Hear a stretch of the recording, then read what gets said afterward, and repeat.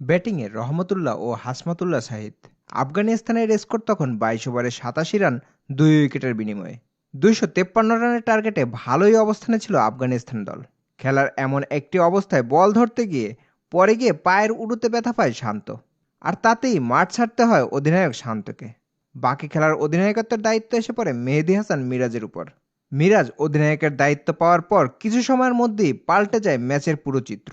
৩০ রানের মধ্যে আফগানিস্তান হারায় আরও ৩টি উইকেট। ম্যাচের পাল্লা হয়ে যায় বাংলাদেশের পক্ষে।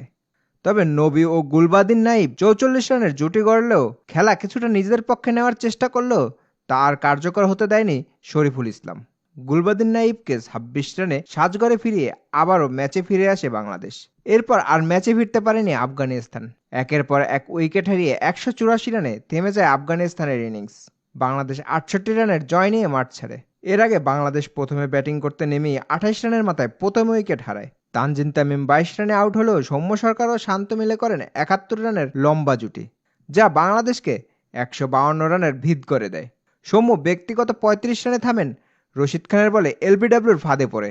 রিভিউ নিলে অবশ্য এই যাত্রায় বেঁচে যেতেন সৌম্য, কিন্তু শান্তের সিদ্ধান্তের কারণে রিভিউ নেওয়া হয়নি। ৩৫ রানেই ফিরে যেতে হয়েছে সৌম্যকে। এরপর মিরাজকে সঙ্গে নিয়ে নতুন যাত্রা শুরু করেন শান্ত।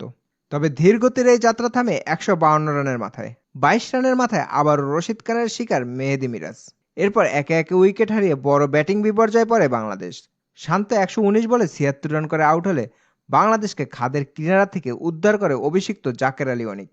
তিনি মাত্র ২৭ বলে ৩ ছক্কা ও ১ চারের মাধ্যমে ৩৭ রানের এক ঝড়ো ইনিংস খেলেন, যা বাংলাদেশকে ২৫২ রানের স্কোরে রেখেছে বড় এক ভূমিকা।